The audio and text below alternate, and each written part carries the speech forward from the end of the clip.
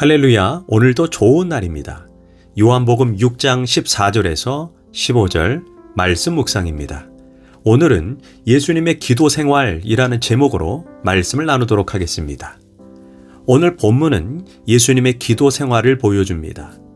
예수님은 어떤 상황에서 기도하셨고 무엇을 위해 기도했는지 우리는 주님을 모델로 삼고 기도를 배워야 합니다.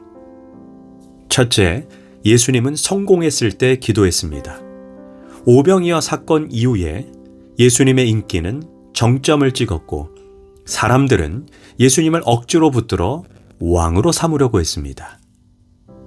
그때 주님은 군중들을 피하여 다시 혼자 산으로 올라가셔서 밤새 기도하셨다라고 성경은 말합니다. 대부분의 사람들은 자녀가 문제가 생기고 사업에 위기가 찾아오고 건강에 문제가 생길 때, 도저히 내 힘으로 해결할 수 없는 상황에 처했을 때 기도합니다. 그런데 우리 예수님은 반대로 성공했을 때, 남들에게 주목을 받을 때, 남들이 왕으로 붙잡아 세우려고 할 때, 인기가 정점을 찍었을 때 기도의 무릎을 더욱 꿇으셨다는 것입니다. 여러분 성공했습니까? 사업이 잘 되고 있습니까? 물질 축복 받았습니까? 승진했습니까?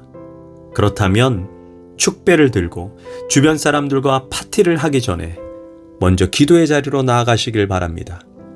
우리는 성공했을 때, 칭찬을 들었을 때, 영광을 누릴 때 사실 타락하기 쉽고 교만하기가 쉽습니다. 그러나 그때 예수님은 기도의 자리로 나아가셨습니다. 우리는 바울의 말처럼 선줄로 생각하지 않은 넘어질까 조심하라는 이 말씀을 가슴에 새기고 예수님처럼 성공했을 때 더욱 납작 엎드려야 합니다. 둘째, 예수님은 중대한 결정에 앞서 간절히 기도하셨습니다.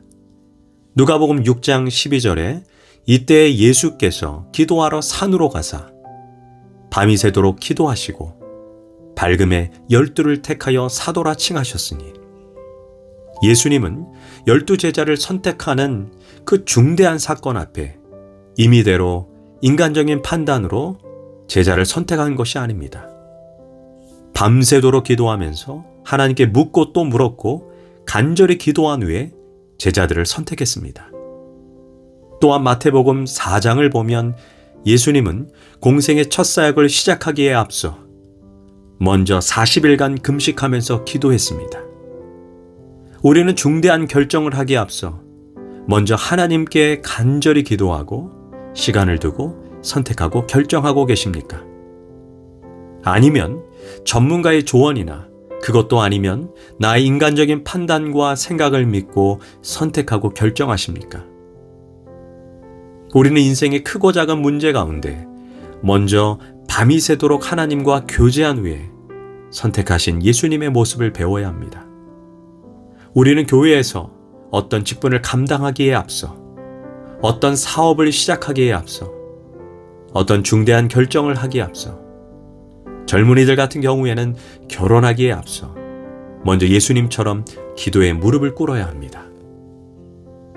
셋째, 예수님은 시험에 빠지지 않게 기도하라고 했습니다.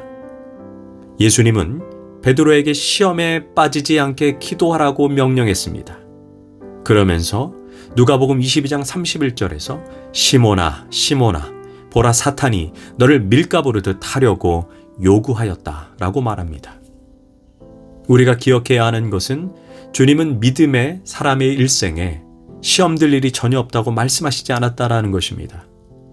그래서 시험이 찾아오기 전에 미리 기도하라고 했습니다.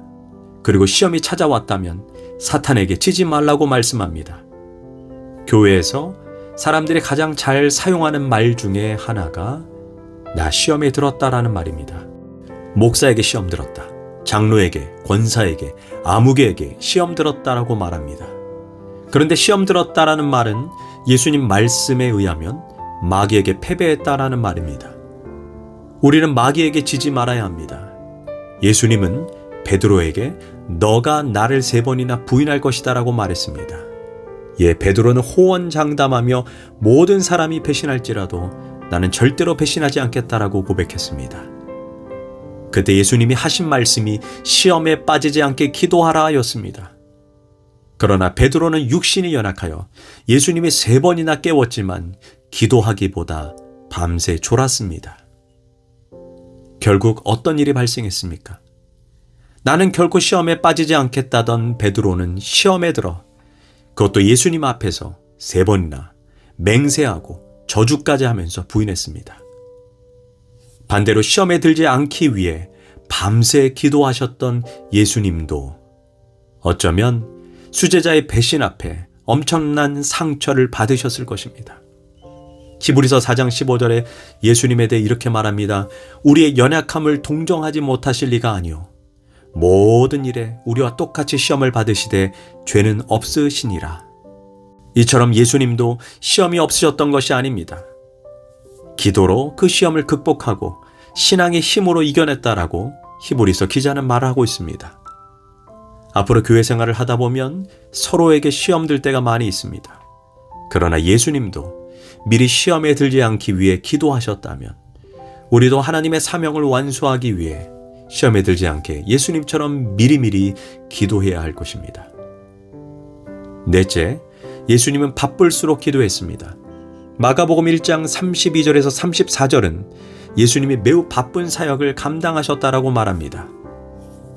해가 저물매 모든 병자와 귀신 들린 자를 예수께 데려오니 온 동네가 그 문 앞에 모였더라. 예수께서 각종 병이 든 많은 사람을 고치시며 많은 귀신을 내쫓으시되 우리는 이 짧은 본문을 읽으면서도 예수님이 아침부터 밤늦게 바쁜 사역 일정을 소화하셨다는 것을 알 수가 있습니다. 저도 목회 사역을 하지만 설교를 하고 병자들을 위해 기도하고 신방을 하고 영적인 문제를 가진 사람들을 도와주고 무엇보다 사람을 상대하는 것은 매우 지치고 고단한 일입니다. 우리가 알다시피 예수님은 100% 하나님인 동시에 100% 인간의 육신을 가지신 분입니다. 예수님도 체력적으로 지치시기도 했습니다. 그런데도 그 다음 구절에서 새벽 밝기 전에 예수께서 일어나 나가 한적한 곳으로 가사 거기서 기도하셨다라고 말합니다. 종교개혁자 마틴 루터도 내가 매일 새벽에 2시간씩 기도하지 않는다면 그날의 승리는 마귀에게 돌아갈 것이다 라고 말했습니다. 그런데 루터는 또한 이런 고백도 했습니다. 나는 바쁠수록 바쁠 때는 새벽에 2시간이 아닌 4시간을 기도한다. 왜냐하면 바쁘다는 것은 그만큼 하나님의 도우심이 필요하기 때문이다 라고 했습니다. 사실 예수님처럼 몸이 10개라도 바쁘셨던 분은 없었을 것입니다. 그러나 그분은 기도하기 쉬는 죄를 범하지 않았습니다. 그렇다면 바빠서 기도하지 못한다는 말은 진짜 회개해야 할 말이 될 것입니다. 다섯째, 예수님은 자신의 사명을 위해서 기도했습니다. 마태복음 26장에서 예수님은 십자가를 지시기 전에 3번이나 사명을 감당하게 해달라고 기도했습니다. 많은 사람이 예수님의 신성을 너무나 강조한 나머지 예수님의 인성을 간과할 때가 있습니다. 예수님도 우리와 동일한 인성을 가지셨기에 십자가에서 세상의 모든 죄를 지고 아버지에게 버림당하고 죽임을 당한다는 것은 절대로 쉽지 않은 사명이었습니다. 그래서 예수님조차 3번이나 이 잔을 내게서 옮겨달라고 기도했던 것입니다. 사실 예수님의 기도는 하나님의 뜻을 거스르겠다는 것이 아닌 그 사명이 너무 힘들어 감당할 힘을 달라고 했던 것입니다. 그래서 마지막에 아버지의 뜻이 이루어지길 원한다라고 고백했던 것입니다. 그래서 결국 예수님은 그 기도로 인하여 자신의 사명을 감당할 수 있었던 것입니다. 이처럼 예수님은 5가지 상황에서 기도했습니다. 성공했을 때, 중대한 결정 앞에, 시험에 빠지지 않기 위해, 바쁠수록 기도했고 마지막은 사명을 감당하기 위해 기도했습니다. 기도하겠습니다. 하나님, 주의 일을 내 힘이 아닌 오직 하나님의 힘으로 감당하게 하소서. 저는 주님의 도우심의 손길이 없으면 하루도 살 수가 없습니다. 주님, 내게 힘을 주소서. 예수님의 이름으로 기도합니다. 아멘.